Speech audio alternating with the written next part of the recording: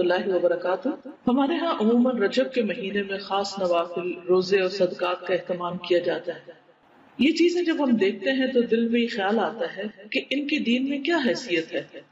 بہقی کی روایت میں آتا ہے دور جاہلیت کے لوگ حرام مہینوں کا احترام کرتے، خصوصاً رجب کا، اور اس میں جنگ نہ کرتے اور بتوں کے نام پر جانوروں کی قربانی کرتے تھے، لیکن اسلام نے اس ماہ میں کسی خاص عبادت کا حکم نہیں دیا۔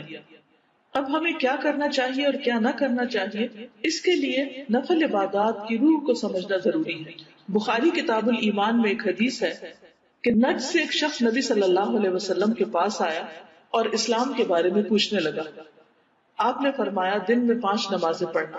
اس نے کہا اس کے سوا تو کوئی نماز مجھ پر نہیں۔ آپ نے فرمایا نہیں مگر یہ کہ تم خوشی سے کرو۔ پھر آپ نے فرمایا اور رمضان کے روزے رکھنا۔ اس نے کہا اس کے سوا تو کوئی روزہ مجھ پر نہیں۔ آپ نے فرمایا نہیں مگر یہ کہ تم خوشی سے کرو۔ پھر آپ نے اسے زکوٰۃ دینے کا حکم دیا۔ اس نے کہا اس کے سوا تو کوئی صدقہ مجھ پر نہیں۔ آپ نے فرمایا نہیں مگر یہ کہ تم خوشی سے کرو۔ وہ شخص چل پڑا اور یوں کہتا جاتا قسم خدا کی نہ میں اس سے بڑھاؤں گا نہ گھٹاؤں گا۔ آپ نے فرمایا اگر یہ سچا ہے تو کامیاب ہو گیا۔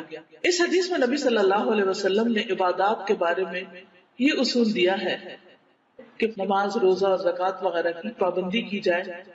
نوافل جتنے آسانی اور خوشی سے کر سکیں ضرور کریں۔ آپ نے ان کے لیے کوئی خاص دن، مہینہ اور وقت مقرر نہیں کیا، مگر انسان جو بھی کرے خوشی سے کرے اور اتنا کرے جو آسانی سے کر سکے۔ اللہ تعالی ہمیں عمل کی توفیق عطا فرمائے۔